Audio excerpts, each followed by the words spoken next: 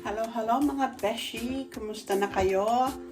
Ngayong araw na to, gawa tayo ng piri-piri sauce. Ano nga ba yung piri-piri? Kasi marami tayong mga pagkakumakain, marami tayong naririnig, oh, piri-piri sauce, masarap yan. Maraming version po ng mga piri-piri sauce. Yung mga, minsan kumakain tayo sa restaurant, order tayo ng food na pares ng chicken with piri-piri sauce. Makikita nyo, pula, kulay pula. Tapos, medyo manamis-namis. Hindi po yung totoong piri-piri sauce. Sambal po yun. Sambal sauce, tapos medyo matamis. Tapos, meron namang iba, pagkakain ka sa Chinese restaurant, sabi, may piri-piri sauce daw. Tapos, sweet and sour, parang ang lasa sweet and sour, tapos may konting pikant. Hindi po yung piri-piri sauce. Ipapakita ko po sa inyo kung ano talaga ang piri-piri sauce. Kung paano gumawa ng real piri-piri sauce. Ipapakita ko sa inyo mga ingredients. Simple lang. So, ito na mga besh ang ating ingrediente sa paggawa ng piri-piri sauce. Unang-una is, very important po, etong chili. Bird's eye dried chili. Bird's eye dried chili po. Maanghang. May kukumpara sa atin na siling labuyo. Maanghang po siya. Or cayenne pepper, pero iba po talaga yung piri-piri. Piri-piri chili. Pero yung chili natin, siling labuyo, maanghang po yun.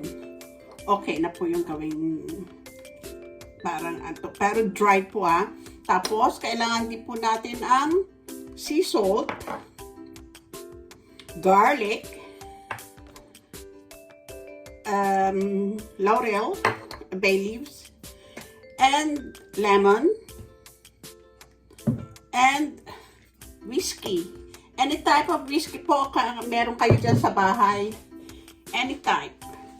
Ngayon, umpisahan na po natin kung paano gumawa. Ipa-pound lang po natin itong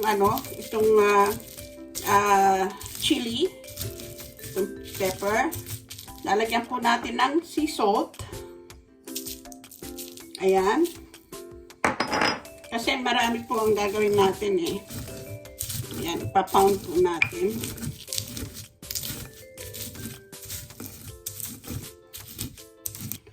Tapos, lalagay na rin po natin itong ating garlic. Lagyan lang natin ang balat. Simple-simple lang po talaga At saka yan lang po yung mga ingrediente. Napaka-simple lang. Ayan po, bruise lang po talaga natin yung ating piri-piri. Oh, nakakaubo po yung amoy ng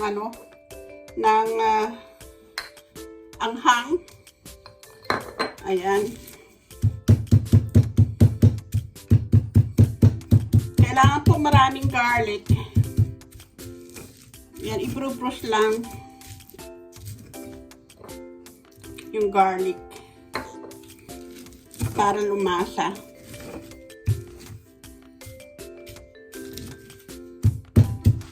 Ay, nakakaubo. Ang anghang, mga best.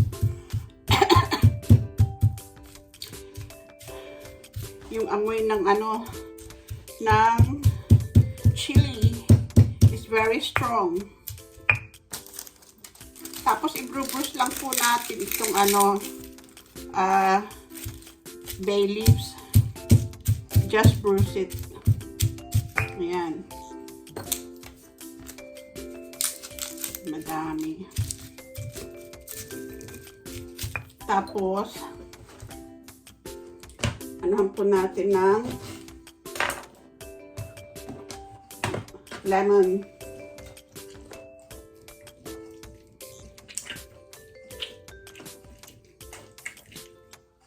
Yan. Ay, naubo ako. Naubo ako sa anghang. Ang tapang ng chili.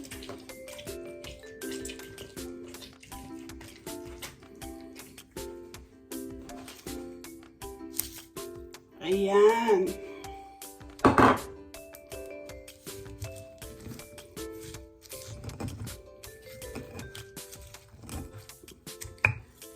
Ang liit ng ating almeres. I have to buy big one. Ah! Ayan. Na-bruise na.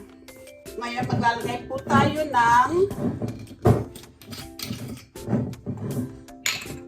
1 cup of whiskey. Kahit ano lang po meron kayo na whiskey nandiyan sa bahay. Para po ito lang sa ating para sa ating piri-piri, hindi po iinumin. Baka naubos na yung whiskey, hindi pa tayo tapos magluto ng piri-piri. So, magluluto muna tayo ng piri-piri bago uminom ng whiskey. Ngayon po mga best, lulutuin na natin, isi-simmer natin ang ating piri-piri. Bago po natin i-on ang ating flame, lalagyan po natin ng 1 cup of olive oil ang ating pan. So, yan po. Or, kung mahal naman po yung olive oil dyan sa atin, just ordinary oil po. But, if you think about your health, mag-olive oil po kayo. Ngayon, ilalagay na natin ang ating pounded ingredient. Ayan. Ay, ang bango, ang anghang. The hotter, the better. Kaya, ayan.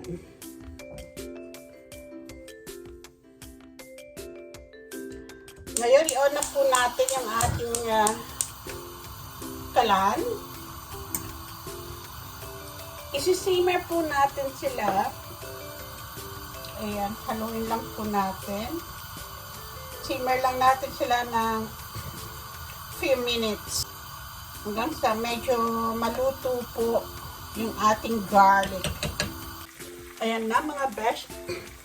Actually po, ang nilagay ko po na olive oil is 2 cups. Kasi po, ang dami pong nilagay kong chili. Ngayon po, i-add na natin ang ating 1 cup of whiskey. Woo! Pagka in-add nyo po yung whiskey, put off the fire po. Ayan. Oh, I can smell the alcohol. Ayan. Ito po, ang whiskey na to, itong ating, itong ating sauce, it will last for months. Kasi po, inan po natin siya, kumbaga sa na fusion na po siya. Ito pong ating piri-piri sauce, tatagal po ito ng matagal. Basta ilagay niyo lang po ito sa sa container na sa isang jar. Very tasty po siya. Pagka ginamit niyo po siya sa any type of meat na i-prepare niyo po. Pwede niyo rin po siyang gamitin sa vegetarian with piri-piri sauce. Ang ganda po, tikman natin.